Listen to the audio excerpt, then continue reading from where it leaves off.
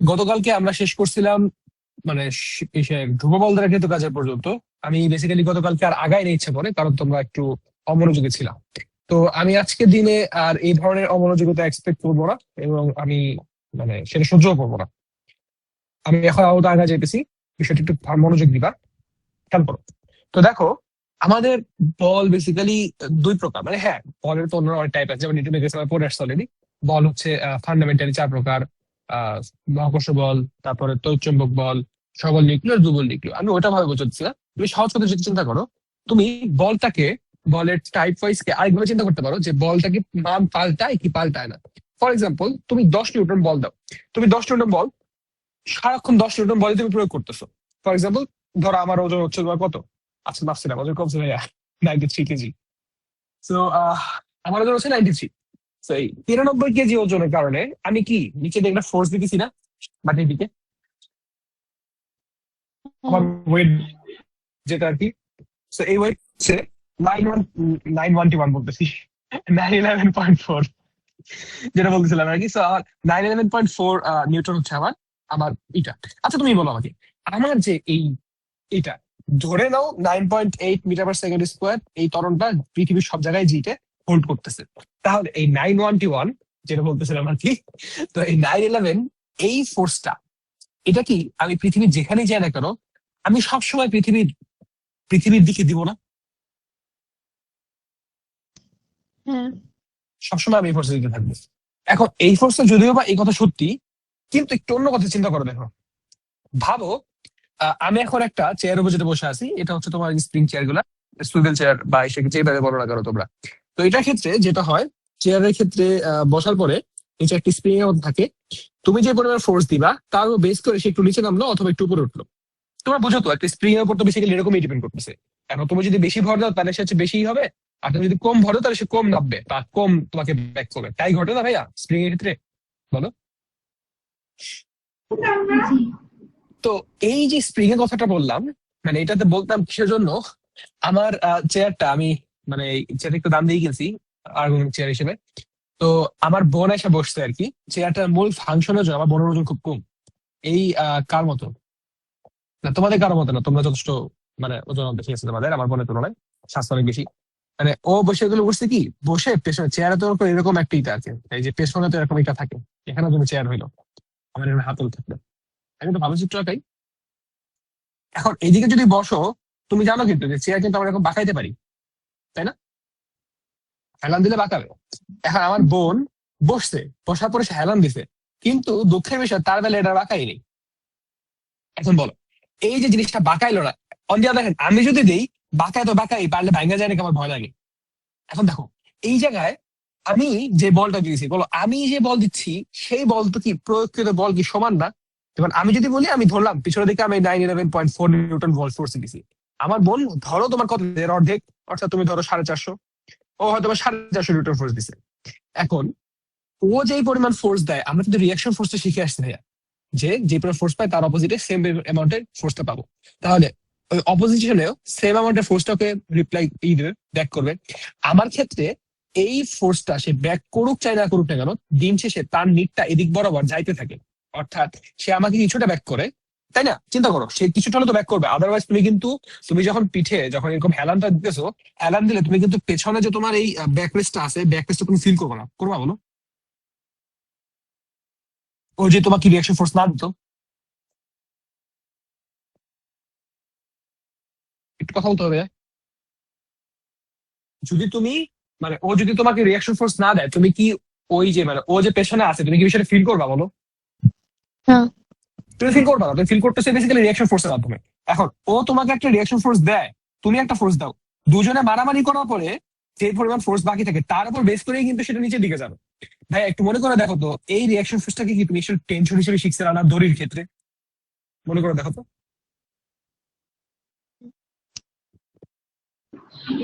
কি চিন্তেছি তো, যে আমি কিসের সাথে কি রিলেট করতেছি, চিন্তেছি তো নাকি? তো এখন যে জিনিসটা করছে, আমার বোন যখন এখানে ফোর্সটা দিছে, আমার বোনের ফোর্সে, আমি বারবার বোন বলতে একটু ওয়ার্ড লাগতেছে, আপু বলি, মানে আমি অ্যাকচুয়ালি আপু বলি। তো আপুর ফোর্স দেওয়াতে ও আসলে আর বাঁকাতেই পারেনি। ও বসার পরে মানে আম্মু ছিল পাশে, ও পরে মানে আমি ছিলাম না ওই সময় আর কি।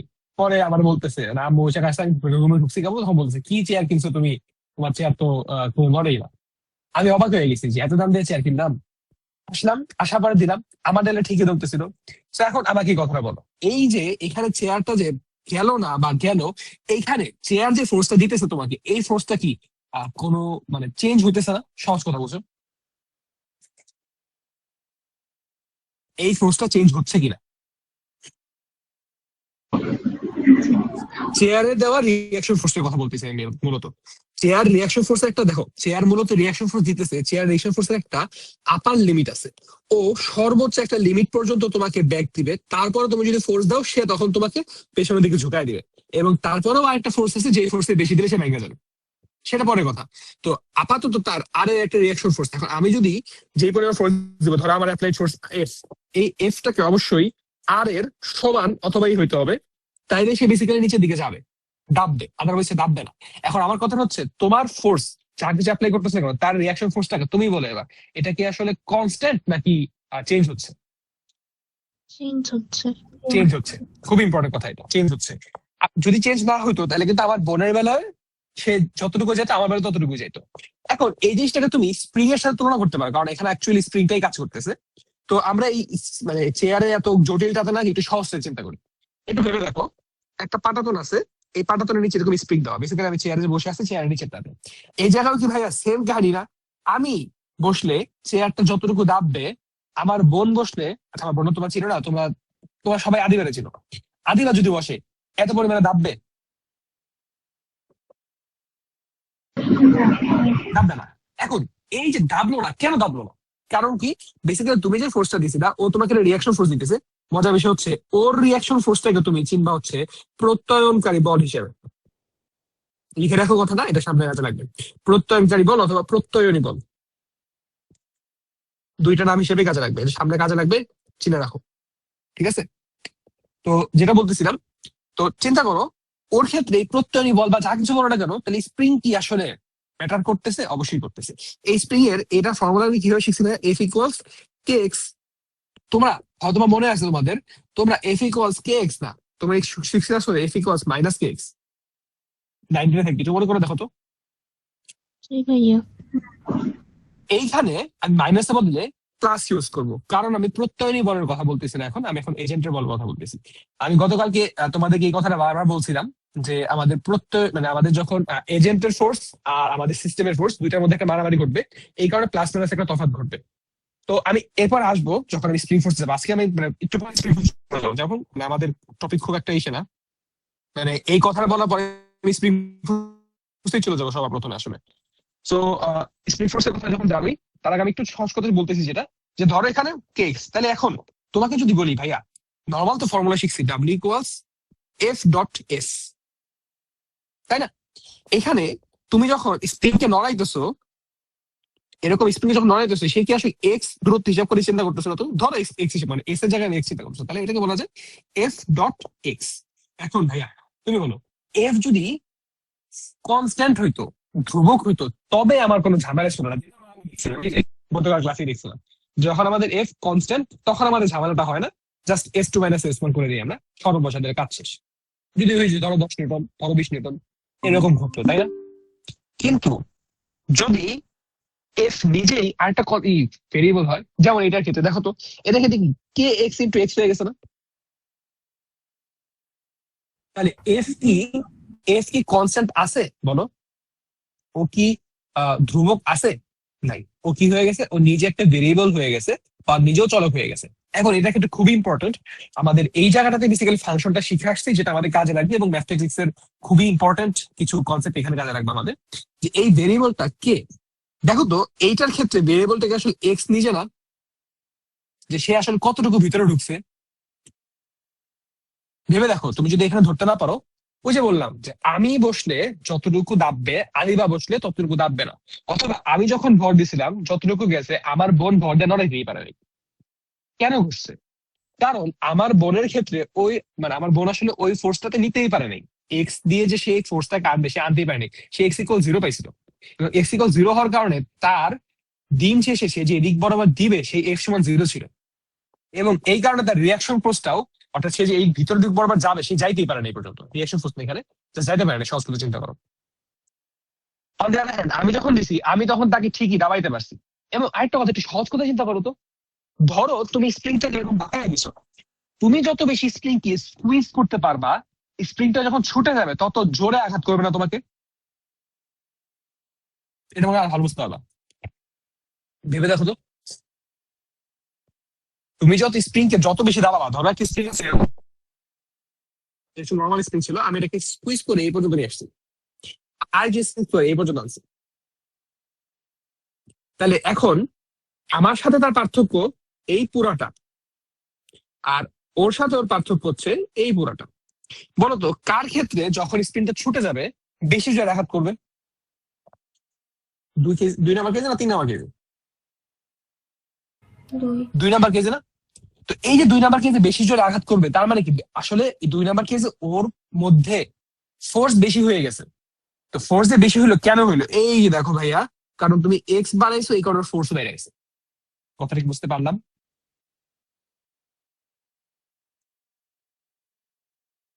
হ্যাঁ। তো এখানে মূলত এই পার্টটাই ঘটে আমাদের, যে আমাদের এই এক্স, এখন ধরো আমাদের এক্স, এখানে আমি এক্স এর সাথে মানে এক্স এর ফাংশন হিসেবে দেখাইছি, কোনো কারণে যদি এখন বলি আমি টি এর ফাংশন হিসেবে, আসতেই পারে।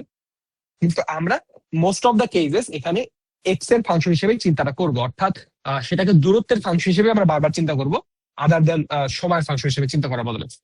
তো এই পর্যন্ত বুঝতে পারছি যে একটা মানে ফোর্স কিভাবে ভেরিয়েবল হইতে পারে। মানে আমাদের কেসে আমি যেমন পার্সোনালি এটাতে খুব ঝামেলা ফেস করতাম যে ফোর্স কিভাবে ভেরিয়েবল হয়। এখন কি বুঝতে পারতেছো?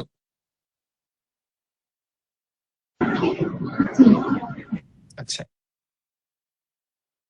তাহলে এবারে এরকম ফোর্সের ক্ষেত্রে চলো একটু দেখা যাক কিরকম ফোর্স আমরা কাজ করি আসলে। যেমন দেখো, মানে এরকম ফোর্সে একটা সহজ একটা উদাহরণ দিব। তুমি যখন এখানে বসে আছো, ধরো এখানে একজন আর এখানে আরেকটা, দুইটা জিনিস দুই পাশে আছে। আচ্ছা ভাইয়া বলো তো, দুজনের ভর M1 আর M2, তাদের মধ্যবর্তী মহাকর্ষ বলের মানে এইটা কি, মানটা কত হবে? তো তোমরা জানো তো, সূত্র তো জানো, হ্যাঁ। R² তাই না? হুম। তুমি যদি এই আর এর মানটাকে বাড়াও অথবা কমাও, কি হবে বলো তো? এই এফ এর মান চেঞ্জ হবে? হ্যাঁ। হ্যাঁ। তাহলে আমাদের ফোর্সের মান যে আসলে চেঞ্জ হওয়া পসিবল, বুঝতে পারতেছি তো? জি ভাইয়া। মোস্ট অফ দ্য কেসেস এই ফোর্সের মানটা আসলে দূরত্বের সাথেই রিলেটেড। বুঝেছি কথাটা এই পর্যন্ত? জি ভাইয়া। তো এরকম ক্ষেত্রে আমরা কিভাবে আমাদের এই ফোর্সের কৃত কাজটা বের করতে পারি সেটা আমাদেরকে বুঝতে হবে। এখন এখন তুমি ভাইয়া, একটু সহজ, হ্যাঁ ভাইয়া। মানে ফোর্স এখানে চেঞ্জ হচ্ছে দেখে কি এটাকে আমরা ভ্যারিয়েবল হিসেবে এখন ধরতে পারছি? এক্স্যাক্টলি, আমরা চেঞ্জ হইতেছে বলেই তাকে ভেরিয়েবল কাউন্ট করছে। ভেরিয়েবল মানেই তোমার হচ্ছে কি বলে, চলক বা পরিবর্তনশীল। হুম। আচ্ছা, তো এখন এরকম যখন হবে তখন আমরা তার মান কিভাবে বের করব? আমরা এখনো কিছু শিখি নাই, তবে ইন্টিগ্রেশনের একটা সবচাইতে ইম্পর্টেন্ট জিনিসটা, বা ইন্টিগ্রেশন আসলে কি করে তার উত্তর যদি আমি চাই, ইন্টিগ্রেশন মূলত আমাকে ক্ষেত্রফল বের করে দেয়। আমি গতকালকে এটা নিয়ে ছোটখাটো একটু আলোচনা দিয়েছিলাম। তো ক্ষেত্রফল বের করা যাবে বলতে গেলে, এখন একটু চিন্তা করো তো, আমি যদি তোমাকে এটার কথা বলি, এখানে ধরো এক্স, এখানে ধরো ওয়াই, এদিক বরাবর একটা তোমার দাগ আছে, এদিক বরাবর একটা দাগ আছে। তুমি যদি এই জায়গাটার এরিয়া বের করতে চাও, তুমি কি করবা মূলত? দৈর্ঘ্য প্রস্থ করে দিবা না? তাহলে তুমি এই জায়গাটা এরিয়া পেয়ে যাবা, তাই তো? হুম। সো লেটস সে এটা হচ্ছে এল, এটা হচ্ছে উইথ। তাহলে আমার এরিয়া হচ্ছে এল ইকুয়ালস এল ডাব্লিউ, এ ইকুয়ালস এল ডাব্লিউ। এখানে আমাদের এরকম করে চলে আসে। এখন মজাটা হইতেছে যখন আমরা এরকম ভেরিয়েবল কিছু হয়, ভেরিয়েবল কিছু ক্ষেত্রে মানেটা কি? তার মানে হচ্ছে এখানে ধরো এক্স বলতেছিলাম না, চলো এখানে এফ। আচ্ছা একটু চিন্তা করো তো, আমাদের এই যে কৃত কাজ ডাব্লিউ ইকুয়ালস এফ এস, এটাও কি আসলে ওই এরিয়ার মতো এ ইকুয়ালস এফ এস চিন্তা করা যায় যদি আমরা এদিক বরাবর এস চিন্তা করি, এদিক বরাবর এফ চিন্তা করি? ভাবো তো, যাই। হ্যাঁ। এই জিনিসটাই ঘটতেছে, ঘটবে এখানে এখন। তো এখন আমরা সাধারণত এসটাকে এস না, আমরা এক্স দ্বারা ডিনোট করি। কারণ আমাদের যত ধরনের এ আর থাকবে না, হয়তো আমরা আর দিব অথবা এস দিব, এক্স দিব। আমরা সাধারণত এস দ্বারা ডিনোট করি না, এর জন্য মাথায় রাখবা। এস কখন ইউজ করি? এস ইউজ করি যখন আমাদের ফোর্স হচ্ছে আমাদের কনস্ট্যান্ট, সাধারণত ওই সময় আমরা হচ্ছে এস ইউজ করি, ঠিক আছে। আর যে সময় আমাদের ফোর্স নিজেই ভেরিয়েবল তখন আমরা সাধারণত এক্স অথবা আর ইউজ করি। প্রত্যেকেই একই কথা ইন্ডিকেট করে যে এরা প্রত্যেকেই হচ্ছে এস, এস বলো আর বলো বা এক্স বলো, প্রত্যেকেই বোঝায় হচ্ছে আমার সরণ বা ডিসপ্লেসমেন্ট। তো হ্যাঁ, এখন একটু চিন্তা করো তো ভাইয়া, লেটস সে এই ফাংশনটাই বসান, আচ্ছা এফ ইকুয়ালস কে এক্স বসাও। এফ ইকুয়াল যখন কে এক্স, বলো এফ ইকুয়াল যখন কে এক্স, ফাংশনের দিক থেকে কিরকম হবে?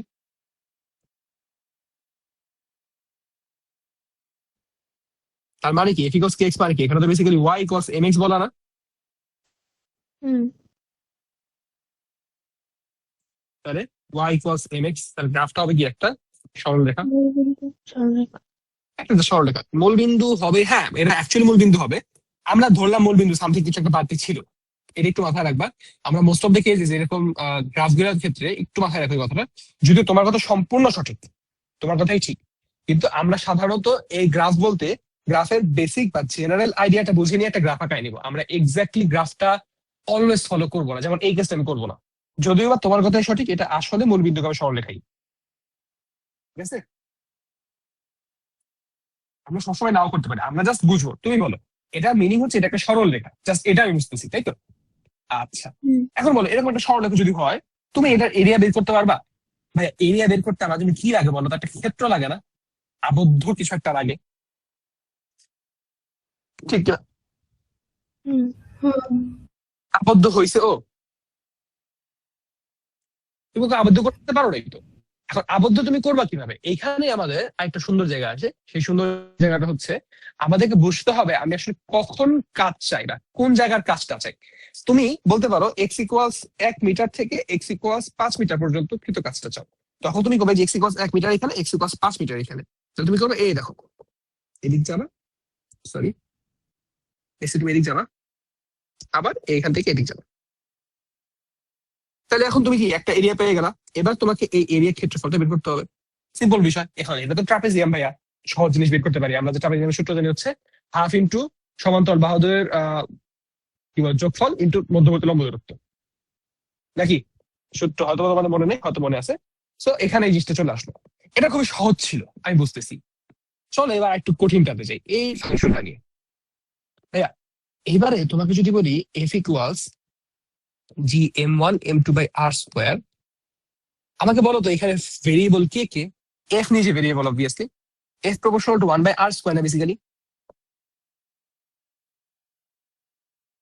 হুম। F proportional to 1/r², sorry, এটার মিনিং কি actually Y equals to k/x² something না?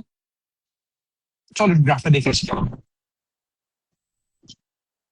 প্রশ্ন বুঝতে পারছো কিনা আমার কথাটা? ধরো 6/x² দিলাম, আমি একটা র্যান্ডম ভ্যালু ধরছি, দেখো তো গ্রাফটা কেমন হয়, খেয়াল করছো গ্রাফটা কেমন হলো? হুম। আচ্ছা, আমি এটার জন্য তাহলে এরকম একটা গ্রাফ পাবো যে ও যখন থাকবে অবভিয়াসলি এরকম চোখ পড়বে। এই গ্রাফটা কেন এরকম হয়? ফাংশন চ্যাপ্টার যখন পড়ছো, এখন তো ফাংশন আছে, ফাংশন অনুযায়ী তো একটা আইডিয়া চলে আসতো অলরেডি কিভাবে কি করতে হয় না হয়। এরকম করে যখন আরো এরকম ফাংশন গুলো আঁকতে শিখবে, আস্তে আস্তে এরকম সবগুলো ফাংশন আঁকানো শিখে যাবে, ঠিক আছে। যেমন 1/x² এর জন্য গ্রাফটা এরকম আসে, 1/x এর জন্য গ্রাফটা এরকমই আসে, তোমাদের শিখাইছিলাম মনে করে দেখো। 1/x এর জন্য গ্রাফটা এরকম আসে আর এরকম আসে, 1/x² এর জন্য গ্রাফটা আসে এরকম আর এরকম, 1/x³ এর জন্য আবারও গ্রাফ এরকম এরকম যায়, x⁴ এর জন্য যায় এরকম এরকম। তার মানেটা হচ্ছে যখন তুমি এক্স এর পাওয়ার জোর ফেলবা, ও মানে টু দি পাওয়ার নেগেটিভ দিয়ে জোর ফেলবা, তখন ও যাবে হচ্ছে ফার্স্ট কোয়াড্রেন্ট আর সেকেন্ড কোয়াড্রেন্টে। অন দি আদার হ্যান্ড যখন তুমি বিজোর ফেলবা তখন ফার্স্ট কোয়াড্রেন্ট আর ফোর্থ কোয়াড্রেন্টে যাবে, সরি থার্ড কোয়াড্রেন্টে যাবে। এটা তো মোটামুটি আমি ফাংশন চ্যাপ্টার মনে হয় বুঝে আসছিলাম, না? না বুঝালে একটু বললাম, তাহলে বুঝাই দেবো আমার যত মনে না, বুঝছি। বুঝে আসছে। ওকে ওকে ওকে, তাহলে আর সময় নষ্ট না করি। সো জাস্ট এটুকু জেনে রাখো, basically 1/x, y equals to 1/x, এই গ্রাফ যা হবে 1/x², 1/x³ 1/, এই যা কিছু হবে না কেন, x², 1/x এর গ্রাফ যদি এরকম হয়, x² গ্রাফটা হবে এইরকমই, জাস্ট আর একটু এরকম যাবে, x⁴³ এর যে গ্রাফ যাবে এরকম, x⁴ মানে সব মিলে ফাইনাল যখন হবে তখন দেখতে এরকম হবে গ্রাফটা। অর্থাৎ বেসিক্যালি তুমি 1/x⁴ সামথিং এই সামথিং এর মানটা যত বাড়াবার ও তত মূল বিন্দুর কাছে চলে আসবে, এটা আমরা মোটামুটি জানি। তাহলে এটার ক্ষেত্রে আমাদের মোটামুটি এরকম আসতেছে, ধরো এরকম একটা গ্রাফ আসবে, কিন্তু দেখলাম আমরা।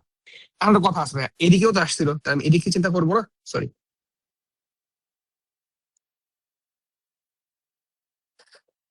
ধরো কিছু একটা আছে, বাবা এত ইজি করা পাবো। তো আমার এখন যদি বলি তাহলে আর এদিকে, এফ এদিকে, তাই না?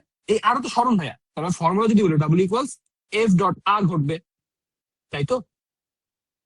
তাহলে এবারের জন্য তোমার কি বলো, তুমি কি আবদ্ধ জায়গা পাইছো এখন পর্যন্ত? দেখাও তোমাকে আবদ্ধ জায়গা কি হয়েছে তোমার। না। তাহলে আবদ্ধ জায়গা পাওয়ার জন্য কি করবো, আমি আমি লিমিট নিব, অর্থাৎ আমি কত থেকে কতর মধ্যে চাই সেটা বের করবো বেসিক্যালি। তো আমি ধরো এবার আর এবারে বলে দিলাম 1 থেকে 5 এর মধ্যে, তাহলে 1 থেকে 5।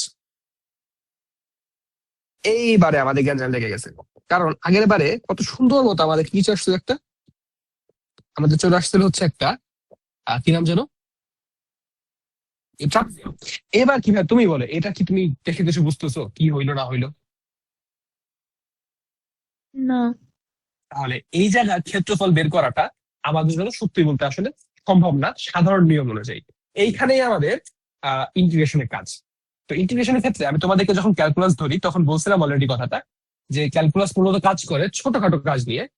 ক্যালকুলাসের ক্ষেত্রে ডিফারেন্সিয়েশন করে ছোটখাটো কাজ জিনিসটার, মানে ক্ষুদ্রাতি ক্ষুদ্র পর্যায়ের রেট অফ চেঞ্জ নিয়ে কাজ করে differentiation. On the other hand integration যেটা করে সেটা হচ্ছে ওই ক্ষুদ্রাতি ক্ষুদ্র অংশগুলোকে যোগ করে তার ক্ষেত্রফল বের করে। ইন্টিগ্রেশন কথাটা বলছিলাম কিনা বলি নাই, ডিফারেন্সিয়েশন বলছিলাম মনে আছে। তো ইন্টিগ্রেশন মূলত এই কাজটা করো। তো ইন্টিগ্রেশন কি করবে জায়গা জানো? ডিফারেন্সিয়েশনে তুমি যেটা করো, তুমি প্রতিটা বিন্দুর জন্য কিরকম করে ক্ষেত্র, এই যে রেট অফ চেঞ্জ বের করো না, এই যেরকম করে ছোট ছোট করে ব্যবহার করো, মনে করে দেখো তো, বারবার করে তাও তুমি এই স্পর্শ বের করতা। এখানেও এবার তাই ঘটবে, কিন্তু এবার তুমি যেটা করবা, তুমি আসলে এই ছোট ছোট পার্টটুকুর ভাগ না করে তুমি এবার যোগ করবা আসলে। What I want to say is, তুমি এই জায়গায় এবার ছোট ছোট এরিয়া বের করবা। এখন এখানে শুনতে একটু উইয়ার্ড লাগতে পারে, তোমার হয়তো আইডিয়া আছে এই জায়গায় এই ব্যাপারে সম্পর্কে, তাই না? হুম। তো এই জায়গায় কিন্তু আমরা যেটা করবো, আমরা এরকম ছোট ছোট কিছু জায়গা ধরবো। এখন জায়গাটা ধরলে আমাদের সুবিধা কি বেড়া, দেখো যখন তুমি এই জায়গায় আসো, বড় একটা জায়গায় আসো, বড় জায়গা চিন্তা করলে তুমি কিন্তু একটা ক্ষেত্রফল আঁকাইতে পারতেছো না, বা আয়তক্ষেত্র আঁকাইতে পারতেছো না। তো তুমি অনেক ছোট পর্যায়ে চলে যাও তো, দেখো অনেক ছোট পর্যায়ে, লেটস আরো, সরি, লেটস এই যে এই জায়গাটা আসো এতটুকু, দেখো তো এই এইখানে যে ছোট্ট জায়গাটুকু আছে, এই জায়গাটুকুর মধ্যে এই এতটুকু যে ডিস্টেন্স, এটাকে আমি ধরলাম ডেল এক্স। এখন আমরা জানি ডেল এক্স কি, দেখে দেখো তো এই ডেল এক্সটা কি টেন্স টু জিরো মনে হচ্ছে না? তাই এই ডেল এক্স যখন টেন্স টু জিরো তখন এতটুকু কি বলবো আমরা, আমরা বলবো ডিএক্স। শিখছি তো আমরা নাকি? ঠিক আছে। এখন এখানে ডিএক্স থাকলো, একটু মনে করে দেখো তো, আমরা যখন এরিয়া বের করতে চাই কি করতাম, দৈর্ঘ্য গুণ প্রস্থ করতাম। ভাইয়া এইটার ক্ষেত্রে ধরো এটাই দৈর্ঘ্য, এটা দৈর্ঘ্যটা, তাহলে ডিএক্স, এইটার মানটা লাগবে না আমার, এইটা। হুম। একটু বলো তো, যে কোনো একটা ফাংশনের ক্ষেত্রে তুমি এক্স এর পার্থক্য পাইতেছো এখানে, আর এখানে তুমি কি পাবা তাহলে, এই জিনিসটা কি পাইতেছো তুমি আসলে, এটা আসলে কে? এক্স বরাবর তুমি এদিকে, এই যে দেখো এখান থেকে এদিক বরাবর আসছো, তারপর এদিক করছো, তাহলে তুমি এইখান থেকে এই এতটুকু পার্থক্য যদি এটাকে তুমি এক্স এর পার্থক্য করো যদি ডিএক্স, তুমি উপরে তো উঠছো, এই উপরে উঠছো কে আসলে, এটা কে? ওয়াই না আসলে, ওই। ওয়াই। তাহলে এই যে এই লেন্থটা বা এই হাইটটা, এটা হচ্ছে আমাদের ওয়াই। তাহলে আমি একটু আগেই দেখতেছিলাম এটার জন্য, এটা যদি ওয়াই, এটা হচ্ছে আমাদের এক্স, তাহলে কি বল এরিয়া হবে হচ্ছে ওয়াই এক্স। জাস্ট এবার পার্থক্য কি হবে, ওয়াই ইন্টু এটা হচ্ছে ওয়াই, এটা হচ্ছে আমাদের ডিএক্স। তাহলে আমাদের এবার এরিয়া যাবে কতটুকু, ওয়াই ইন্টু ডিএক্স। বুঝতে পারলাম? জি ভাইয়া। এখন এখানে একটা ছোট্ট একটা কনসার্ন আছে। কনসার্নটা হচ্ছে, একটু ভেবে দেখো, যখন আমরা কথা বলতেছি, কথা বলতে বলতে এক্স এর এই ওয়াই ডিএক্স যখন করতেছি, একটু ভেবে দেখো তো, এই যে এই ওয়াইটা এখানে ওয়াই কেন? আমার তো এক্স এর ছোট মান পার্থক্যের জন্য তো ওয়াই এর ছোট মানে পার্থক্য হওয়ার কথা না? করে তো আসছে অলরেডি, ডিওয়াই ডিএক্স করছিলাম, তাই না? তাহলে আমার এই ফাংশন ডিওয়াই হওয়ার কথা, তাহলে তো ফর্মুলা হওয়ার কথা ডিওয়াই ইন্টু ডিএক্স, হিসাবে আমার এটা হওয়ার কথা না?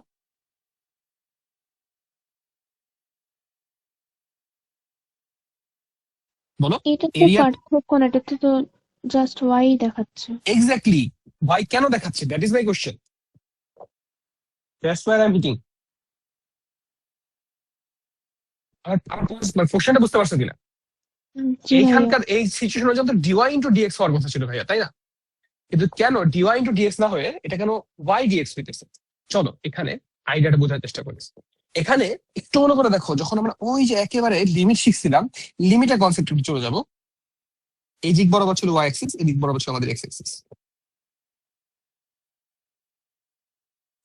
তো আমরা যখন একটা জায়গায় চিন্তা করতাম, এই ফাংশন ধরলে এটা ধরতাম y2, এটা ধরতাম y1। এখন সরি উল্টা ধরছি আমি, আচ্ছা একটু ধরো ধরে গেছি। আমরা যখন এইখানে আনতাম, এটাকে বলতাম আমরা x2, এটাকে বলতাম আমরা x1, তাহলে এই মাঝখানে দূরত্বকে বলতাম আমরা h। এখানে বলতাম আমরা x2 equals x1 plus h। ভাইয়া একটু মনে করে দেখবা, এই h এর পরিচয় কি ছিল? h টেন্স টু 0 ছিল না? আচ্ছা h টেন্স টু যখন 0 হইতেছে, বুঝো কিন্তু কথাটা, h টেন্স টু যখন 0 হইতেছে তখন মূলত কি ঘটতেছে? তখন এই y এর মানটা একটু হলেও পাল্টাইছে, একটু হলেও তো সে ছোট হয়েছে, তাই না? আমরা তখন এই ছোট হওয়ার পার্থক্যটা দেখতাম। কিন্তু আমার কথা হচ্ছে, এখন তুমি পার্থক্য খুঁজতেছি নাকি আমি এখন ক্ষেত্রফল খুঁজতেছি? কোনটা করতেছি বলো? ক্ষেত্রফল।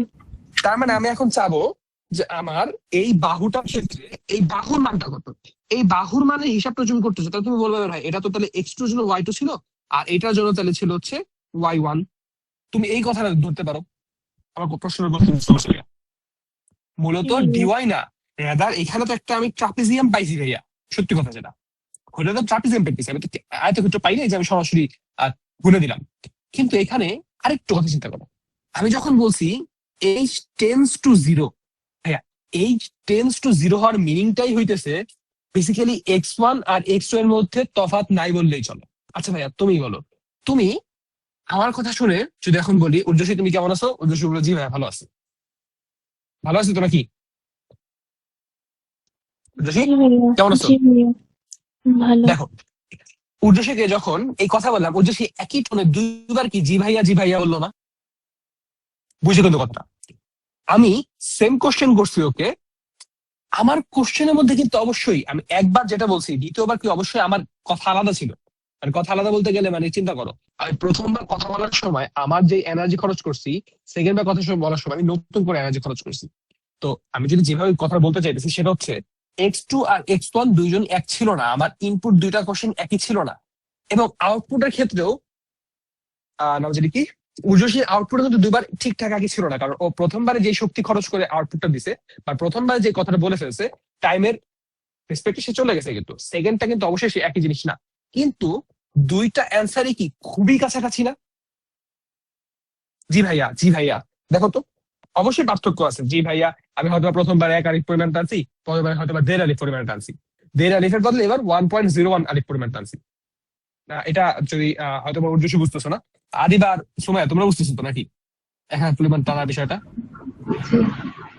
এটা মিনিংটা হচ্ছে উর্জশী, আমরা তো কোরআন তেলাওয়াত করি, তো কোরআন তেলাওয়াতের ক্ষেত্রে আরবি নিয়মের ক্ষেত্রে কিছুই আছে, যেমন আরবিতে হামজা খারা যেমন এক আলিফ পরিমাণ টানতে হয়।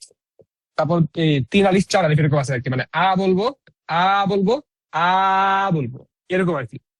তো বেসিক্যালি এইখানে তুমি যে টানাটানি করতেছো, অবশ্যই দুইটা টানাটানি সেম ছিল না, অবশ্যই ছিল না, কিন্তু তাদের মধ্যে টানাটানি না হওয়ার যে পার্থক্যটা সেটা খুবই কম ছিল না ভাইয়া? এই কারণে তুমি কি দুইটার মধ্যে কি আসলে ডিফারেন্স করতে পারছো তেমন একটা? পারো না, কিন্তু না তুমি ইনপুটে ডিফারেন্স করতে পারছো, না তুমি আউটপুটে ডিফারেন্স করতে পারছো। ঠিক, আমাকে একটু সময় দিবা, আমার একটা কল আসছে একটু। তো আমরা যেখানে ছিলাম, তো এবার বলো, তাহলে আমি যে দুইটা আউটপুটকে কি সেম ধরতে পারবো তাহলে এখন? যে জি ভাইয়া দুইটা আউটপুট আমি সেমই ধরতে পারছি, হ্যাঁ দুইটার মধ্যে যদিও পার্থক্য আছে, বাট আমি তো মানে পার্থক্য এতই নেগলিজিবল যে আমি তাকে জিরো করে ফেলতেছি। তাহলে দুইটাকে আমি কি সমান ধরতে পারি? হ্যাঁ। এখানে মূলত ওই জিনিসটাই ঘটতেছে। এই কারণে যদিও বা y2 আর y1, অর্থাৎ এখানে কোয়েশ্চেন গেল যে ডিওয়াই ডিএক্স লিখতেছে অনেক। আচ্ছা ডিওয়াই ডিএক্স এর হিসাবটা করতে গেছিলাম, ডিওয়াই ডিএক্স বলতে বেসিক্যালি বলতে গেছিলাম ডিওয়াই ডিএক্স অ্যাকচুয়ালি এটা হওয়ার কথা এরকম ছিল যে এটাকে ট্রাপিজিয়াম চিন্তা করে কাজটা করতে হইতো।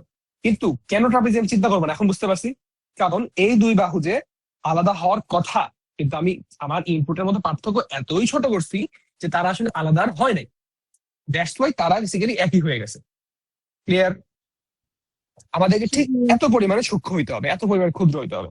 এটাই আমাদের ইন্টিগ্রেশনের একটা এই পর্যন্ত বুঝতে পারছি? জি ভাইয়া। আচ্ছা, এখন আমরা যখন করি এই জায়গায় একটা কথা আছে, আমাদের এই ডেল এক্স এর মানটা কেন ডিএক্স বানাইতে হচ্ছে, অর্থাৎ আমাদের এই এইচ এর মানটা কেন এত ক্ষুদ্র করতে হইতেছে? কারো কোনো আইডিয়া আছে? যদি থাকে বলো, কেন আমরা এই এইচ এর মানটাকে এত ক্ষুদ্র করতেছি? এইচ টেন্ডস টু জিরো কেন করতেছি? গ্রাফিক্যালি কেউ বলতে পারবা? এনিথিং যা বলতে পারো বলো, কোনো সমস্যা নেই।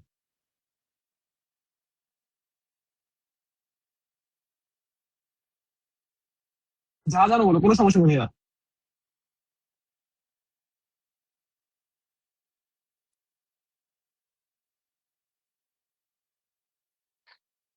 আদিবা, আমি জানি তুমি কিছু জানো, বলো।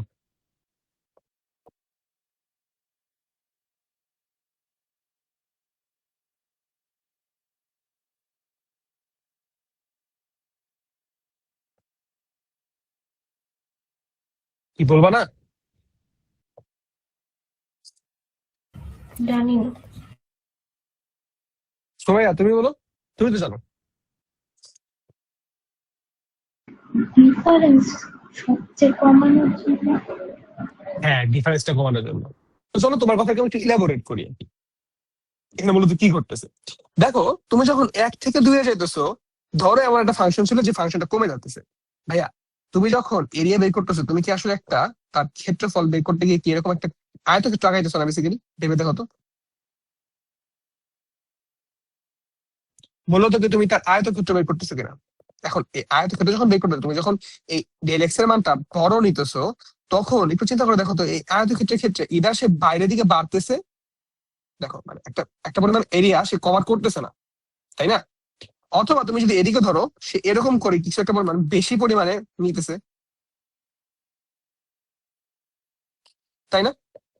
যে কোনো একটা হইতেছে, এরা সে ক্ষেত্রফলে বেশি নিতেছে বা কম নিতেছে। এখন চলো এই জিনিসটাকে আমরা একটু কমাই দিই। আসলে শুধু তাই না, শুধু তাই না, রেদার এখানে আরেকটা ঝামেলা আছে, সেটা হচ্ছে ওই যে ওয়াই টু আর ওয়াই ওয়ান। এবার কিন্তু পার্থক্য বেড়ে গেছে, তাই না? এখন তুমি এই পার্থক্যের কারণে তুমি তাদেরকে একই ধরতে পারো না। হ্যাঁ, তবে ধরো, ধরে নিলে তুমি ওয়াই টু ওয়াই ওয়ান সমান ধরেও নিলা, ধরলে কি তোমার এই পরিমাণ ক্ষেত্রফল কম হয়ে গেল না? অথবা এই পরিমাণ ক্ষেত্রফল তুমি বেশি নিয়ে ফেললা। কথাটা বুঝতে পারতেছি কিনা আমি? এখন তুমি হ্যাঁ, যখন এই ডেল এক্স এর মানটা অনেক ক্ষুদ্র করে ফেলবে, অনেক ছোট করে ফেলবে, একেবারে ছোট, যত ছোট করা পসিবল। এবার একটু চিন্তা করো তো, লেটস সে আমি এটাকে মুছে দিয়ে একটু একটু মুছলাম, হ্যাঁ, লেটস সে আমি মুছে দিয়ে এবারে আমি এই অর্ধেকে আসলাম, হাফ, দেড় নিছি। আচ্ছা, 1 পয়েন্ট, এটা মোস্টলি 1.2 হবে, সরি 1.4, এটা ধরো 1.4 যদি হয়। এবার দেখো তো, এবার আমার যে পরিমাণ ক্ষেত্রফল বাকি পড়ছে, আগের ক্ষেত্রফল বাকি পড়ার তুলনায় কি কম পড়ছে না বেশি পড়ছে? কম পড়ছে। কম পড়ছে। তার মানে কি, আমি তাহলে আমার এই ডেল এক্স এর মধ্যে পার্থক্য দেখো, আগেবারে পার্থক্য ছিল 1, আর এবারে পার্থক্য কত আসছে? 0.4।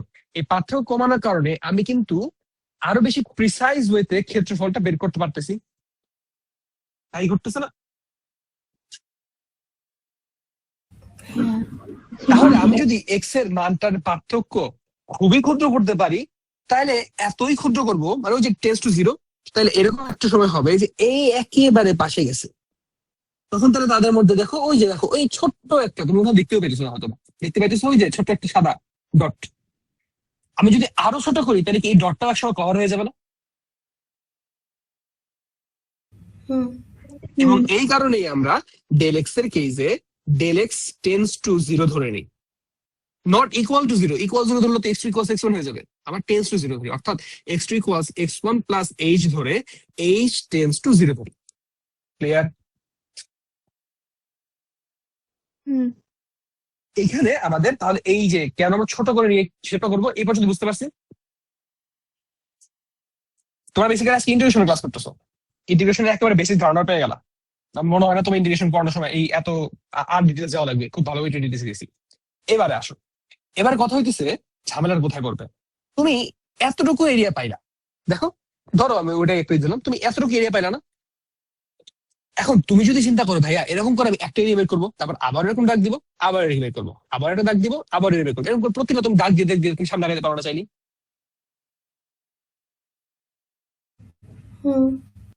তাহলে আমি যদি এরকম করে দাগ দিয়ে সামনে আগাতে থাকি, একটা সার্টেন ধরো 1 থেকে 7 পর্যন্ত গেলাম, তাহলে এখন প্রতিটা দাগ দিয়ে সামনে আগাবো, তাহলে প্রতি এক একটা ছোট্ট ছোট্ট একটা মান পাবো, ছোট্ট একটা মান, তারপর ছোট্ট একটা মান, তারপর ছোট্ট একটা মান, তুমি অসীম সংখ্যক মান বের হবে। কারণ তুমি তো অনেক ছোট নিয়ে ফেলছো, তাহলে কি অসীম সংখ্যক পাবো ওই জায়গায় আমি। সেই অসীম সংখ্যক মানকে যদি যোগ করি তাহলে পাবো কি তার ক্ষেত্রফল, এবং এই ক্ষেত্রফলটা খুবই প্রিসাইজ হবে। বুঝলাম? ভাইয়া।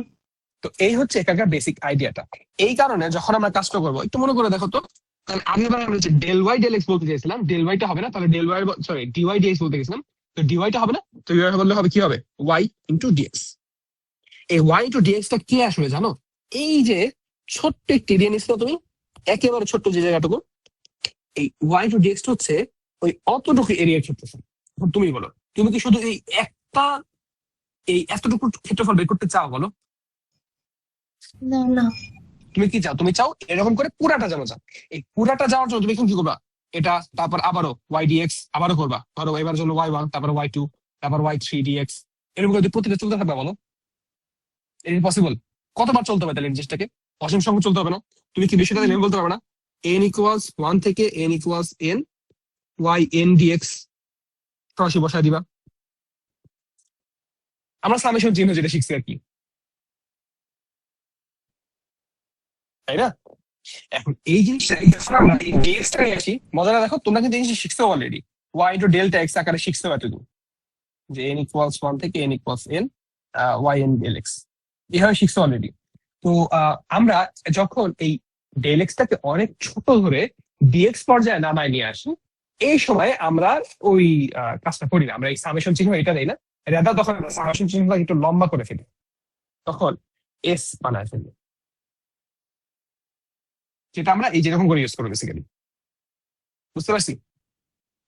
অনেক সময় হয়তো আমার লেখার ক্ষেত্রে আমি হয়তো একটা খাড়া দাগ বাইরে চলে যাবো, কিন্তু এটা আসল ফরম্যাটটা হচ্ছে এটা। বেসিক্যালি একটা এস কে সামেশনের এস আছে না, সামেশনের এস টাকে তুমি বেসিক্যালি লম্বা করছো, প্রলং করছো, আর কিছু না। মাঝখানে সুন্দর এসে বাকি বুঝে দিলাম।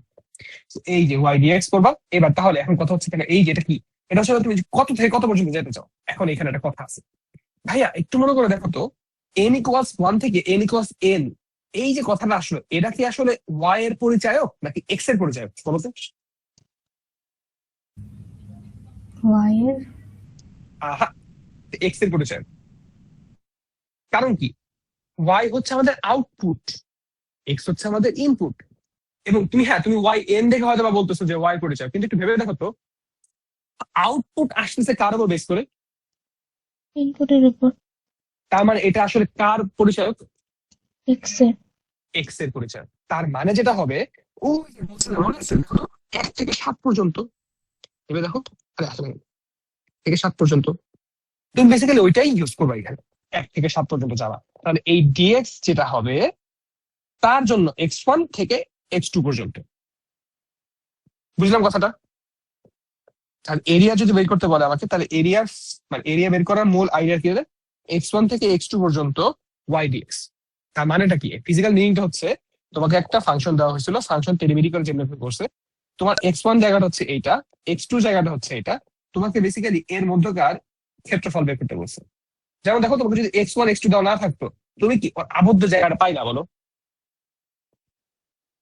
না। তাহলে আবদ্ধ জায়গা যদি পেতে চাই, তাহলে আমাকে এইভাবে বের করতে হবে। তো আমি তখন এরকম করে দুইটা জায়গা দিয়ে তাকে আমি লিমিট করে দিলাম। এবার তুমি বলবা যে ভাইয়া এরিয়া আমি বের করবো। এখন তোমাকে যদি ফাংশনটা হয়তো এরকম লিনিয়ার ফাংশন, কিন্তু ওয়াই ইকুয়ালস এক্স, ওই যে এফ ইকুয়ালস কে এক্স এর মতো, তো লিনিয়ার ফাংশন তোমার জন্য কাজটা সহজ ছিল, তুমি সরাসরি করে বসায় দিতা, দেখো তোমার জন্য এরিয়া বের হয়ে যেত। কিন্তু আমরা জানি এর জন্য এরিয়া তোমার সহজ না, তখন কি করবো আমরা? অনেক ছোট ছোট ভাগ করে নিব, এই ছোট ছোট পুচকি পুচকি ভাগ করে নিব, এই প্রতি পুচকি পুচকির ভাগটা বের করে নেবো আমরা জানি কি এরিয়া বের করে নেবো। তারপর প্রত্যেককে আমরা যোগ করে দিব, কত থেকে কত পর্যন্ত যোগ করবো, এইটাই হচ্ছে আমাদের এক্স ওয়ান থেকে এক্স টু পর্যন্ত। বুঝলাম কথাটা? কিছু একটা হবে, আর এত তাকানো চলছে। বুঝলাম? জি তো ভাইয়া। এক্স ওয়ান থেকে এক্স টু, এই জিনিসটা কি আসলে? তাহলে এটা হচ্ছে এক্স এর জিনিস, এক্স এর কি, এক্স এর লিমিট শিখে রাখো। এটা কি? এটা হলে এটা হচ্ছে আমাদের লিমিট, কে লিমিট। বুঝেছি কথাটা?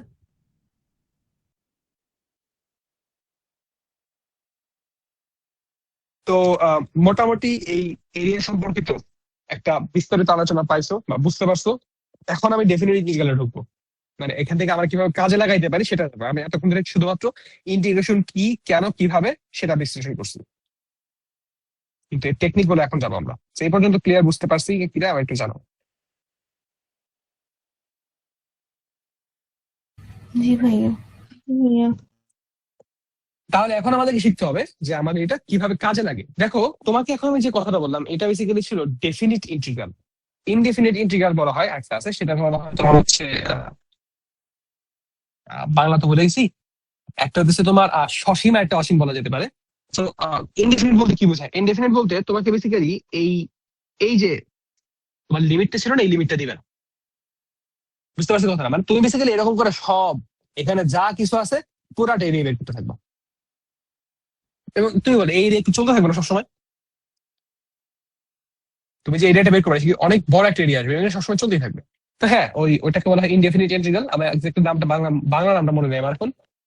তুমি বলতে পারো অসীম, বলতে পারো, but ওটা আসলে অসীম না। তো ডেফিনিট ইন্টিগ্রালের ক্ষেত্রে মূলত এই কাজটা করা হয়। এখন আমরা যখন এরিয়া বের করি, এরিয়া বের করার সময় সবসময় আমরা ডেফিনিট ইন্টিগ্রাল ইউজ করি, কারণ বুঝতেই পারছো ভাই, ওভাবে তুমি কিভাবে বের করবা? বের করা সম্ভব বলো?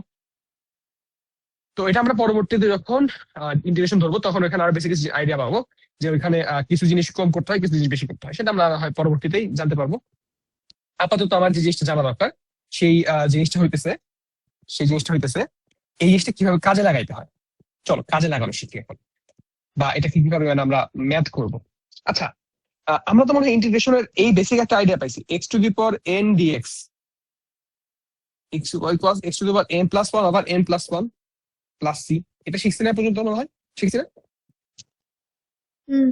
আচ্ছা, প্লাস সি কেন আসে এটা না আমরা পরে শিখবো, যে প্লাস সি আমাদের কিভাবে ক্যান্সেল আউট করতে হবে, প্লাস সি কেন আসলো, আর প্লাস সি নিয়ে আমরা কেন যাবো, এটা আমরা পরে আমরা শিখে নেবো। আমরা যখন ম্যাথ ক্লাসে যাবো তখন। আমার আপাতত কনসার্ন না। তো এতটুকু জাস্ট জেনে রাখো, যদি তোমার এখানে x1 থেকে x2 পর্যন্ত হয় তখন এই প্লাস সিটা আসে না, তখন প্লাস সি আসে না, রেদার তখন ইন্টিগ্রেশনটার সাইজ দেখতে হয় এরকম। অর্থাৎ তোমার লিমিটটা এখনো ছুটে নাই, লিমিটটা ঠিক এরকম চলে আসে। এখন এই জিনিসটাকে আমরা যখন একটু হায়ার লেভেলে চলে আসছি, আমরা এত সুন্দর সাজা গোছায় লিখি না, আমরা লিখি x to the power N over plus one plus one, এরকম দিয়ে x1 থেকে x2 লিখি। দুইটাই সম্পূর্ণ সহি এবং শুদ্ধ। এটা হচ্ছে হায়ার এডুকেশন ইউজ করা হয়, তোমাদের লেভেলে এটা ইউজ করবা। তো তোমরা এটা ইউজ করতে আইসো না, তোমাদের ইউজ করতে হবে এইটা, ঠিক আছে? তবে যদি কোনো জায়গায় দেখো এরকম করে ইউজ করতেছে, সেটাকে আবার লাফাও না, তুমি ভুল করছো, আমারটা ঠিক তোমারটা ভুল, এরকম করতে চাও না। তো এখন দেখো এটা কিভাবে করতে হয়। লেটস সে তোমাকে বলে দিচ্ছি আমি এরকম, এ থেকে বি পর্যন্ত X to the power N D X, এটাকে একটু আমাকে বুঝাই দিতে হবে যে এটা আসলে কি বুঝাই দিছি। আচ্ছা তোমরা তো এখন বুঝে না, পরে বুঝে আমি বুঝাই দিই আসলে কি করতেছে। এর মিনিংটা হইতেছে, তুমি এ থেকে শুরু করে বি পর্যন্ত এক্স বরাবর যাবা, ইনপুট দিতে থাকবা, তার ফলে তোমার ওয়াই বরাবর আউটপুট আসবে, অর্থাৎ উপরে তোমার একটা ফাংশন আসবে। ধরো ফাংশনটা এইটাই, তাহলে এটা কি আমাদের ওয়াই। তাহলে এ থেকে বি এর মধ্যে এক্স অ্যাক্সিস এবং ওয়াই যেই এরিয়াটা বের করে বা যেই জায়গাটা দখল করে তার ক্ষেত্রফল বের করবো। ক্লিয়ার?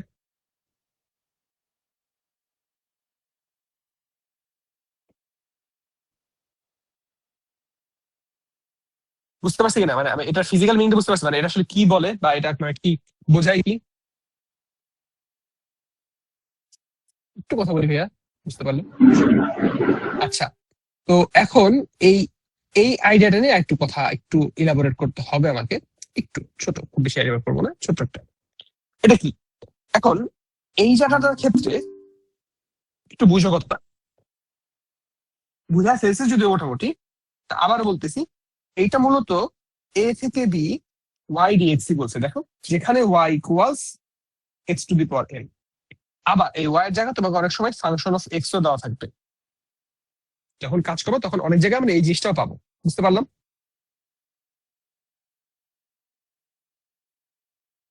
কথা বলি জি একটু। ভাইয়া। আচ্ছা, সো হ্যাঁ, এই হচ্ছে এখানকার মোটামুটি বেসিক আইডিয়া।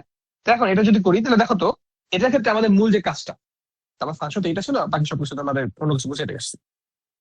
এটার ক্ষেত্রে মূল যে কাজটা সেটা হচ্ছে, প্রথমে তুমি ইন্টিগ্রেশনটা করবা। কি করবা তুমি প্রথমে? ইন্টিগ্রেশন করো। ইন্টিগ্রেশন করলে কি হয়? X to the power N plus one over N plus one, a থেকে বি। এইবারে যেটা করবা সেটা হচ্ছে একটা ইন্টিগ্রেশন পাইছো তো, তাই না?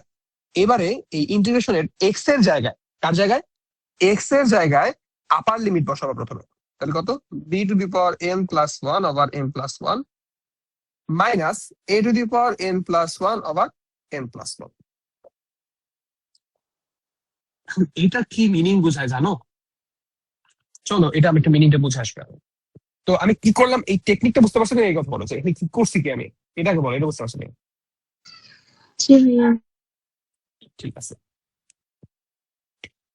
এখন এইখানে আসলে কি করে জানো, তোমরা না কখনোই এ থেকে বি আসলে হিসাবটা করো না। তোমরা কি হিসাব করো জানো? তুমি যখন প্রথমে করতেছো ওয়াই ইকুয়ালস ফাংশন এ, তুমি আসলে 0 থেকে বি পর্যন্ত পুরা এরিয়াটার ক্ষেত্রফল বের করতেছো, আর কিছু না। তুমি প্রথমে কি করতেছো, এইখান থেকে এই পর্যন্ত এরিয়াটার ক্ষেত্রফল বের করতেছো, মাইনাস, দেখো দেখো দেখো, তো এটাই করছো না, B to the power N plus one, তার মানে তুমি ফাংশন অফ বি বসাইছো, তার মানে এই যে এটা বের করছো, এবং এই পর্যন্ত তুমি পুরাটার ক্ষেত্রফল বের করছো। বুঝছি? আচ্ছা, করলাম। এরপর একটু চিন্তা করি, এরপরে যখন a to the power N plus one by, এটা কি আসলে এই এতটুকু না? এ পর্যন্ত যেটা হয়েছে ভেবে দেখো তো। হুম তো ও আসলে এটাই করে যে তুমি যখন ইনপুটটা দাও আপার লিমিট লোয়ার লিমিট প্যাটার্ন করো না, তুমি বেসিক্যালি একটা লিমিটটাই কাজ করো, দুই লিমিটটা কাজ করো না। বুঝতে পারলাম কথাটা? তুমি বেসিক্যালি কি করো, ওয়াই অ্যাক্সিস থেকে শুরু করো, শুরু করে আমি যে পর্যন্ত বলছি সেই পর্যন্ত একটা ওয়াই অ্যাক্সিস এর দাগ টানো। এই যে ওয়াই এক্স ইকুয়ালস বি মানে কি, এক্স ইকুয়ালস বি, এটা কি আসলে ওয়াই অ্যাক্সিস এর প্যারালাল একটা লাইনের ইকুয়েশন। এই লাইনটা টানলাম। এবার আমি ওয়াই অ্যাক্সিস থেকে শুরু করে এই পর্যন্ত পুরাটার ক্ষেত্রফল বের করছি, মাইনাস। এবার আবারও ওই যে এক্স ইকুয়ালস এ, তাহলে এবার এ পর্যন্ত একটা লাইনটা ছিলাম সেটার জন্য এরিয়া বের করছি। এবার এই যদি দুইটা এরিয়ার মধ্যে যদি বিয়োগ করে, তাহলে কি মাঝখানে তাদের মধ্যে যে এরিয়াটা আছে সেটা বের করতে পারবো না? বুঝলাম যে আসলে এরিয়াটা কিভাবে বের হয়। একটু কথা বলি। হ্যাঁ তো এখানে খুব ইম্পর্টেন্ট, অনেকেই এই জিনিসটাকে প্যাচ লাগায় ফেলে। এটা অ্যাকচুয়াল মিনিং কিন্তু এটা, হ্যাঁ। ম্যাথমেটিক্স যখন শিখবে তখন এই জিনিসটা কাজে লাগবে। খুব সম্ভবত এটা তোমাদের কলেজে শিখাবে না, বা অন্য জায়গায় শেখানোর কথা না, যাওয়ার কথা না, এতটুকু যাবে না, দরকার নেই তো ওই জন্য। সো হ্যাঁ, এই হচ্ছে এখানকার বেসিক আইডিয়া। মোটামুটি এখন বুঝতে পারলাম কি ঘটলো। কথা বলি একটু। জি ভাইয়া। এখন তুমি যদি এই জিনিসটা শিখে থাকো, ট্রাস্ট মি অন দিস, তোমার বেসিক্যালি চ্যাপ্টার শেষ। এই পুরা চ্যাপ্টারটা মোটামুটি এই একটা জিনিসের উপরই দাঁড়ানো, ঠিক আছে? তো চলো আমরা আজকে খুব বেশি আর গে যাবো না, মানে মোটামুটি একটা আইডিয়া করে হলো। হয়তো বা আগামী 3-4 ক্লাসে আমাদের চ্যাপ্টার শেষ হওয়ার একটা চান্স আছে। আমি বই ধরেই আগাবো যদিও। তো খুব একটা টপিক আমাদের পড়বে না, মোটামুটি এই ক্ষেত্রফল এই নিয়ে বের করা একটু প্যারা ছিল। তো এখন তোমাকে যদি বলি, আমি একটু চিন্তা করতে যে এফ এক্স ছিল না, ডব্লিউ কস এফ এক্স, তাহলে এর জন্য তুমি কৃত কাজ বের করবা। কৃত কাজ কত কত বের করবা, ধরো তুমি x1 থেকে x2 পর্যন্ত কৃত কাজ বের করবা।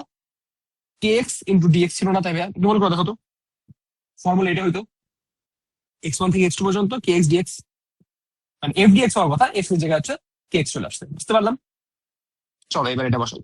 তাই কি করতেছে বলতো, কে তো কে বাইরে চলে আসবে, এক্স ডিএক্স। ও ভালো কথা, এটাও যেমন ডিফারেন্সিয়েশন যেমন ছিল না, বাইরে চলে যায়, ইন্টিগ্রেশন সেম জিনিস ঘটে, বাইরে চলে আসে। x1 থেকে x2 পর্যন্ত কে তো কেই থাকলো। একটু বলো তো, এক্স টু দি পাওয়ার 1 না এটা? তাহলে কি হবে, x to the power 1 plus 1 over 1 plus 1। তাহলে x to the power 2 over 2 কত পর্যন্ত, x1 থেকে x2 পর্যন্ত। বলো তো তুমি এখন পাচ্ছ হাফ ইন্টু, হাফ বাদ দেওয়া গিয়ে k into x2 square by 2 minus x1 square by 2। আর তুমি কি এটাকে বলতে পারো half into k into x2 square minus x1 square? বলতে পারো এটা? হুম এখন তোমরা যখন কৃত কাজ বের করো, তোমরা আসলে কি করো জানো, তোমরা এই x1টাকে 0 ধরে নাও। অর্থাৎ মানে একটা স্প্রিং তুমি ছেড়ে দিলে তো সে তো একটা ইকুইলিব্রিয়াম থাকবে, তারপরে তুমি যাতে টানাটানি করে একটা নিয়ে করছো। তো ইকুইলিব্রিয়াম যখন আছে তখন তার সরণ কত, 0। যখন এখানে গেছে তখন x ইকুয়ালস তোমার ধরো x2। সো তুমি তখন এই x1টাকে 0 ধরে x2 কে x ধরে ফেলো। এই কারণে তুমি ফাইনালি ফর্মুলা শিখো, ডব্লিউ ইকুয়ালস হাফ কে এক্স স্কোয়ার। মনে করো দেখো, আমরা এসে 9 থাকতে স্ট্রিং ফোর্স দ্বারা কৃত কাজ এটা শিখছিলাম। শুধু তাই না, আরেকটা মজার কথা একটু মনে করাই নি, তোমাদের এটাও হয়তো মনে আছে, তার সঞ্চিত শক্তিকেও আমরা হাফ কে এক্স স্কোয়ারই বলছিলাম, মনে আছে? হুম তো হ্যাঁ, এই জিনিসটার সাথে আমাদের একটু তুলনা করবো সামনে। মানে এখানে আমাদের এই চ্যাপ্টারে বেসিক্যালি এই জিনিসটা একটু ঝামেলা করবে, যে এই হাফ কে এক্স স্কোয়ার তুমিও শিখবা, যে মানে সঞ্চিত শক্তি সমান হাফ কে এক্স স্কোয়ার, তোমার বান্ধবীও শিখবে। কিন্তু দুজনের মধ্যে পার্থক্যটা হবে তুমি বুঝে শিখবা আর সে না বুঝে শিখবে। ইনশাআল্লাহ আমরা আশাবাদী এই বিষয়টা আমরা মোটামুটি সুনিশ্চিত করতে পারবো। তো জাস্ট জেনে রাখো, এটাই তোমাদের আবার পরবর্তীতে ইউ আকারে প্রকাশ হবে। সো হ্যাঁ, এই হচ্ছে মোটামুটি সিচুয়েশনটা। আমি কি সবকিছু বুঝতে পারলাম মোটামুটি ক্লিয়ার করে আজকে ক্লাসে যা যা পড়াইছি? তোমাদের এক ক্লাসে হয়ে গেছে, আমার দিয়েছি 2 ক্লাস আগে। জি ভাইয়া। ওকে, ঠিক আছে। এখন এখানে ছোট্ট একটু টপিক বাকি ছিল আমার, সেটা হচ্ছে যদি কোনো কারণে আমাদের এখন দিক পরিবর্তন হয়, বলো দিক পরিবর্তন হইতে পারে না? কোন একটা বলের ক্ষেত্রে বলের মান হয়তো বা ঝামেলা করতেছে, বাট দিক বারবার পরিবর্তন করতেছে। আর দিক যদি বারবার পরিবর্তন করে, সেই ক্ষেত্রে আমরা কি করব? প্রশ্ন চলে আসে না? হুম তো এই দিক পরিবর্তনের ক্ষেত্রে যে কৃতকাজটা হবে, এখন এই দিক পরিবর্তনের ক্ষেত্রে কৃতকাজের ক্ষেত্রে আমরা মূলত এখন ওই কোণটাকেও হিসাব করব। কারণ ওই বিষয়টা অনেক বেশি কমপ্লেক্স হয়ে যায় বলে আমাদের লেভেলে ওইটা নিয়ে খুব বেশি একটা গেজায় নেই। জাস্ট করে দিছে যে কিভাবে করো একটু ভেবে দেখো। লেটস সে এদিক বরাবর এদিক বরাবর এরকম ডেরিভেটিভ করতেছে, এফ এদিক বরাবর একবার ডিরেকশন, তারপর একবার করে ডিরেকশন এদিকে ধরতেছে, আমি একটা ডিরেকশন এরকম করে আছে। তো তখন আমরা কি করবো জানো? আমরা এই এফটাকে এফ কস থিটা আর এফ সাইন থিটা আকারে ভেঙে নিব। তারপরে এই এফ কস থিটার জন্য একবার কাজ করব, এফ সাইন থিটার জন্য একবার কাজ করবো। জাস্ট জানাই দিলাম কি করা যাইতে পারে, এটা তোমাদের নাই। জাস্ট বই যতটুকু একটু ধারণা দিছে, আমি ততটুকু একটু ধারণা দিয়ে দিলাম। এটা নিয়ে আমাদের খুব একটা গেজানো লাগবে না আসলে। জাস্ট এতটুকু জেনে রাখো, এই এফ কস থিটা আর এফ সাইন থিটার মধ্যে মানে আমরা এই ভাগটা করার সময় এমন ভাবে ভাগটা করি যেন আমাদের যে স্মরণ ঘটতেছে না ভাইয়া, একটু মনে করে দেখো, যে কোনো একদিক বরাবর স্মরণ ঘটতেছে। লেটস আমার ফোর্স হচ্ছে এদিক বরাবর, যে ফোর্সের ক্ষেত্রে এটা আছে, আর আমাদের স্মরণ এদিক বরাবর। তাহলে এদিক বরাবর তো আমার একটা থিটা আছে, আমি এমন ভাবে ভাগটা করি যে এদিক বরাবর আমার এফ কস থিটাটা কাজ করবে, অথবা এদিক বরাবর এফ সাইন থিটা কাজ করবে, যে কোনো একটু উপাংশটা আমার এদিক বরাবর কাজ করবে। তাহলে চিন্তা করে দেখো তো, এইবার কি আমার মধ্যবর্তী কোণ 0 হয়ে গেল না? বলো। অর্থাৎ আমি যেটা বলতে চাচ্ছি সেটা হইতেছে যে আমাদের ক্ষেত্রে এবার আবার এমন ভাবে ভাগ করে নিব, ভাগ করার ফলে আমাদের মধ্যবর্তী কোণ শূন্য হয়ে যাবে। আমাদের আর ওই মধ্যবর্তী কোণের যে ডিফারেন্সটা ঘটতেছে সেই ডিফারেন্সটা নিয়ে আমাদের চিন্তা করা লাগবে। এই হচ্ছে আমার কথা সামারি। বুঝছি? হুম তো হ্যাঁ, এই হচ্ছে আমাদের মোটামুটি অবস্থা। তোমাদের আজকে আমি কি কি বলেছি দেখো। আমি তোমাদের এই যে পরিবর্তনশীল বন্ধের ক্ষেত্রে এই কথাটাকে মূলত একটু ইলাবোরেট করতে অনেক বেশি। তুমি যদি এখানে একটু বইটা ঘাটো এই পর্যন্ত পাবা। তো তোমাদের আজকে আমি শেষ করলাম 5.3টা, ঠিক আছে? 5.3 এর এই পর্যন্ত আমি শেষ করছি। তোমাদের কাজ কি হবে? তোমাদের কাজ হবে 5.3 পর্যন্ত যে কথাবার্তা আছে সেগুলো বোঝা, তারপরে যেই কি বলে ছোটখাটো কিছু এক্সাম্পল আছে সেই এক্সাম্পল গুলো শেষ করা। আর এটাই আর কি। অবশ্যই অবশ্যই ইন্টিগ্রেশনটা তোমরা যা বুঝছো, ইন্টিগ্রেশন একটা শর্ট নোট লিখবা। So, আমি তোমাদের অ্যাসাইনমেন্টটা দিয়ে দিচ্ছি এখন। অ্যাসাইনমেন্টটা আগামীকালকের জন্য, এটা তো আগামীকাল মানে হ্যাঁ পরশু দিন দিয়ে আর কি। আর ভালো কথা, আমি একটু পরে কথা বলতেছি এখন নেক্সট ক্লাস আর কি। এটা আপাতত নেক্সট ক্লাস লিখে রাখি, তারপর নেক্সট ক্লাস কবে সেটা আমি কনফার্ম করতেছি। নেক্সট ক্লাসের জন্য আমার ফিজিক্সের জন্য অ্যাসাইনমেন্ট আসতেছে কি, ফিজিক্স অ্যাসাইনমেন্ট হচ্ছে আমার 5.3 পর্যন্ত, আপ টু 5.3 অল এক্সাম্পল। আর হচ্ছে তোমার কি আছে, ডেরিভেশন। আমি যতটুকু বলছি এই পর্যন্ত। এন্ড খুব ইম্পর্টেন্ট সেটা হচ্ছে ইন্টিগ্রেশন তুমি যা বুঝছো সেটার উপর একটা শর্ট নোট লেখা। যে শর্ট নোটটাতে তুমি মানে এমন যেন হয় এই নোটটা পড়ার পরে কেউ যেন জাস্ট নোটটা পড়েই পড়া বুঝতে পারে যে ইন্টিগ্রেশন আসলে কি। বুঝতে পারলাম কথাটা?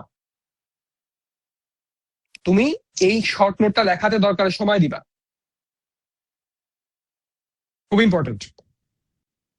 তুমি যতক্ষণ পর্যন্ত একজন মানুষকে বুঝাতে পারবে না, একটা ছোট বাচ্চাকে বুঝাতে পারবে না যে ওই জিনিসটা কি, তুমি ততক্ষণ পর্যন্ত আসলে টপিকটা মোটামুটি বুঝবে নাই বলতেই পারো।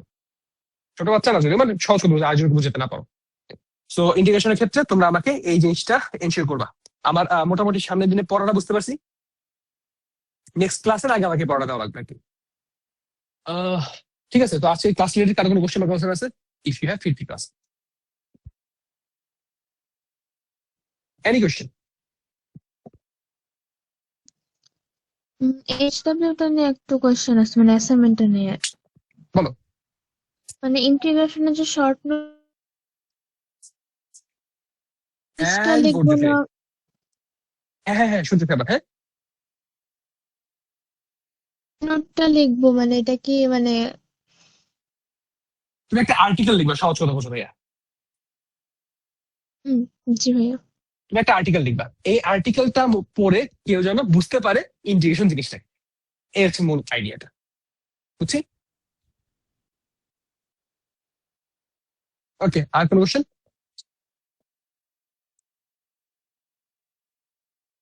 নাই।